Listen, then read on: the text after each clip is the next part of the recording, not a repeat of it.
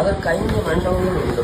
அவளை குருடர், சப்பானிகள், சூழ்நிலை ஒப்படைகள் முதலான வியாதிக்கார அநேகர் படித்திருந்து தண்ணீர் எப்பொழுது கலங்கும் என்று காத்துக்கொண்டு இருப்பார்கள். ஏனெனில் சில சமயங்களிலே தேவதூதன் ஒருவன் அந்த குளத்தில் இறங்கி தண்ணீரை கலக்குவார். தண்ணீர் கலங்கின பின்பு யார் முந்தி அதில் இறங்குவானோ அவன் எப்பேற்பட்ட வியாதியஸ்தனானால் சுத்தமாவார்.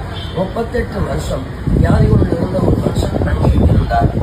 படுத்திருந்த அவனை இயேசு கண்டு அவன் வெகு காலமாக வியாதியஸ்தன் என்று அறிந்து அவனை நோக்கி, சொத்தமாக வேண்டுமென்று விரும்புகிறாயா என்று கேட்டார். அதற்கு வியாதியஸ்தன், ஆண்டவரே, தண்ணீர் கலக்கப்படும் போது என்னை குளத்தில் கொண்டவை விழுகிறது கொள்வதும் இல்லை. நான் போவதற்குள்ளே வேறு ஒன்று நேரத்து வந்து இறங்கி விடுகிறார்.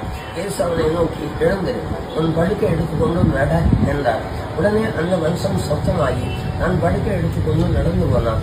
அந்த நாள் ஓய்வு நாளா இருந்தது. ஆதலால் இவர்கள் குணமாக்கப்பட்டவனை நோக்கி, இது ஓய்வு நாளா இருக்கிறது.